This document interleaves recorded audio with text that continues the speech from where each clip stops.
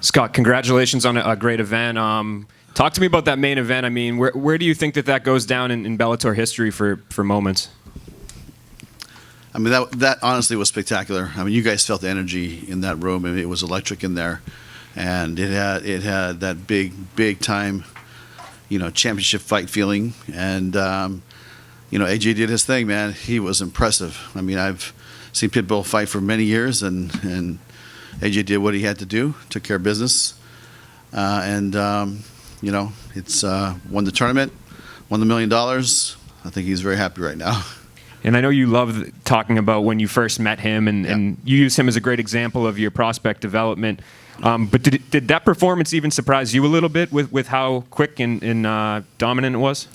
Yeah, the very beginning of that fight, I thought Pitbull was trying to lure him in, and just kind of lure him in to start throwing his hands and start putting some power on him. But, I think that AJ completely dominated the fight, and then I think, pretty much he was out, and then he was out again. It seemed like that, he got choked out, and it was, it wasn't his night. Pitbull's a great fighter. He's been a great champion. I mean, AJ is just, he's a rising star that became a big star tonight. Hey, Scott, right back here. Obviously, a lot of talk going into the fight was that if AJ wins, the possibility of running it back at 155 for Pitbull's title. Mm-hmm. Just your initial thoughts on that strategy or what you might have in mind for the future. That's something that I know AJ has talked to me about it. His dad has talked to me about it, but we haven't talked to Pitbull. I mean, listen, give the kid a little break. I'm talking about Pitbull. Give him a little break. Let him see what he wants to do.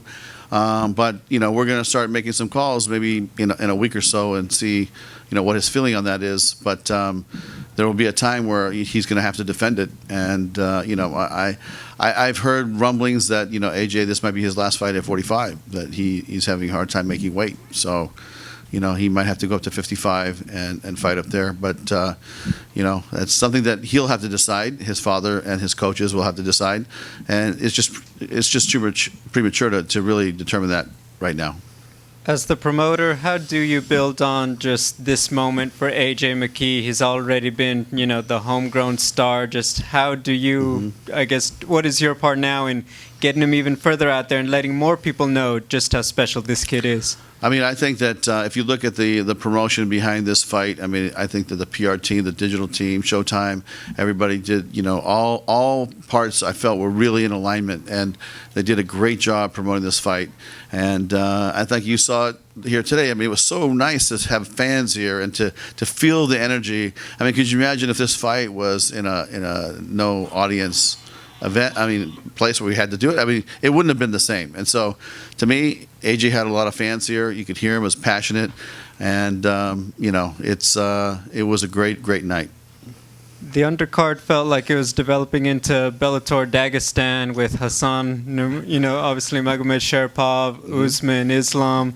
Just can you talk a little bit about how everyone performed? And a lot of the guys seem to be, targeting that Fedor card in Moscow. Just your thoughts on that. Yeah, I mean, we invited Usman to fight in Moscow because I don't think he's injured. So I talked to his manager before he left, and we're looking forward to having you fight again. We just want to keep him busy and keep him fighting, keep him developing.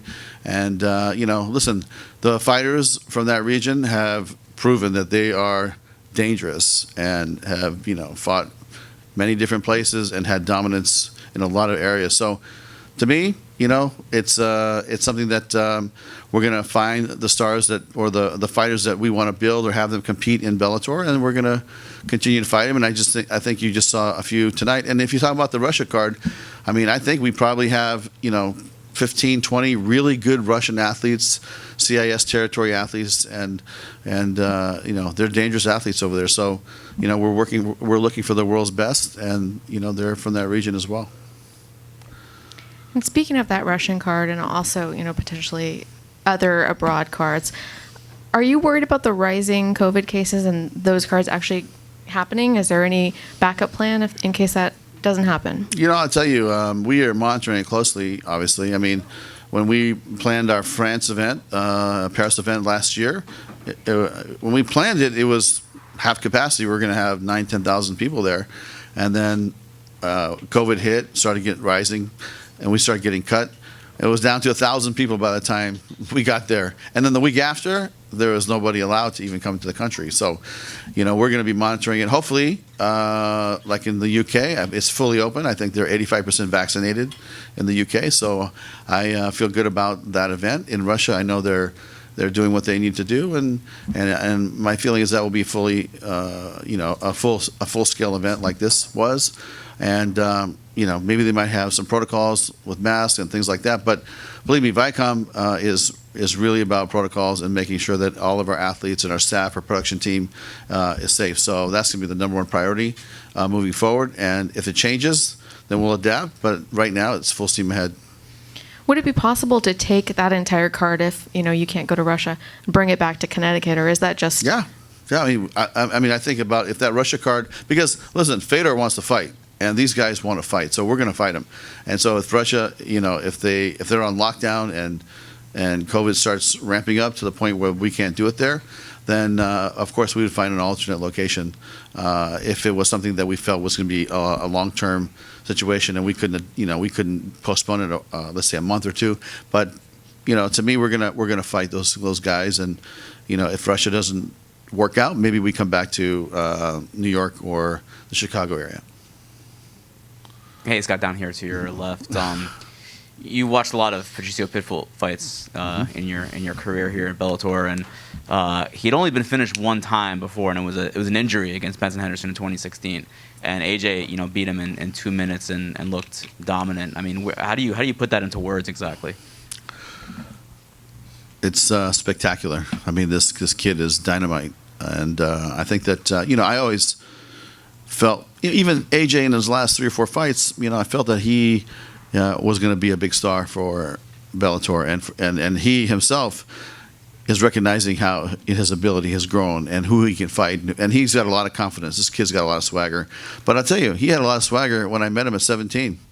So this is nothing for him. He's always believed in this. He's always had this as part of his destiny. Growing up in his dad's school at 3 or 4 years old, and just growing up in the MMA community, this is nothing new for him. So he had a spectacular showing. It's probably one of the greatest finishes, I think, in the history of this company. And he fought a guy that was a killer. So this is not like he's fighting some guy that's just a contender. I mean, he's fighting a guy that has been the champ since we signed him back in 2014. So for the last 6-7 years, Pitbull's been the champ, and AJ's been growing and growing and growing. This was his opportunity to shine, and he took advantage of it.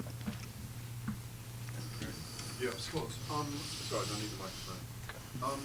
Scott, just carrying on from what Mark Raimondi was saying about AJ. It's the people, isn't it, who decide on a star and on a champion. And we as you say, would have felt it in the arena tonight. Is he potentially a catalyst for Bellator to go perhaps onto mainstream CBS to get him on big chat shows, which we perhaps haven't had so far from the fight? Well, there is a plan in place for sure, and next year we are looking to do some specials with CBS and the Parent Network.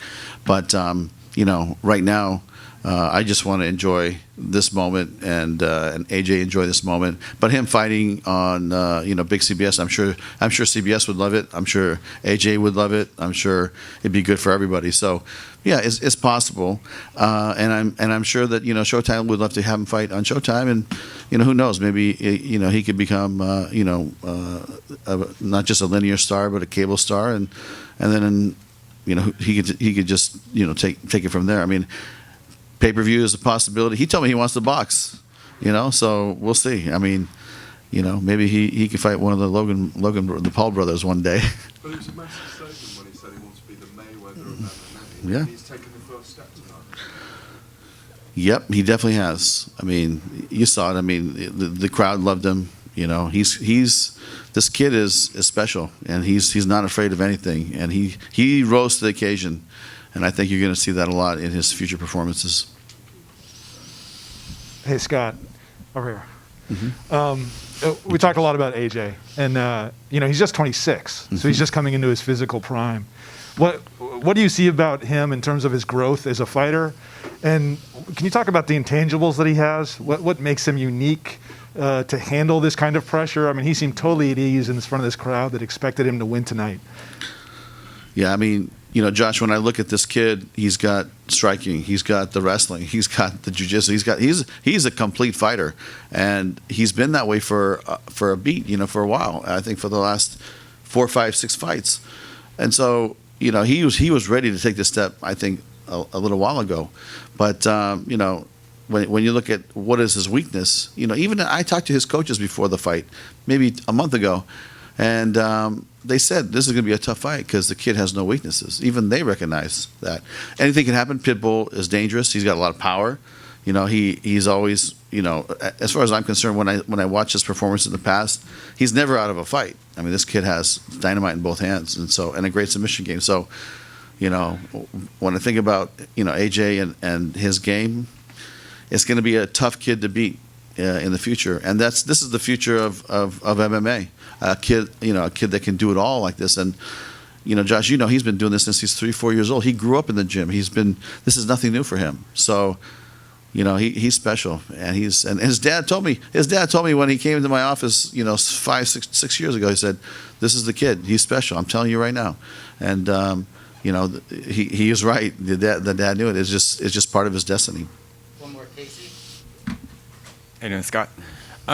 This is just a simple question, but can you confidently say, regardless of promotion, is AJ McKee the best featherweight in the world?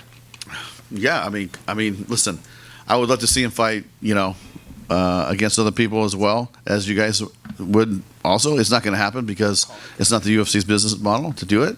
But you tell me this kid couldn't go in there and fight anybody right now. We already know, everybody knows he could do it. So.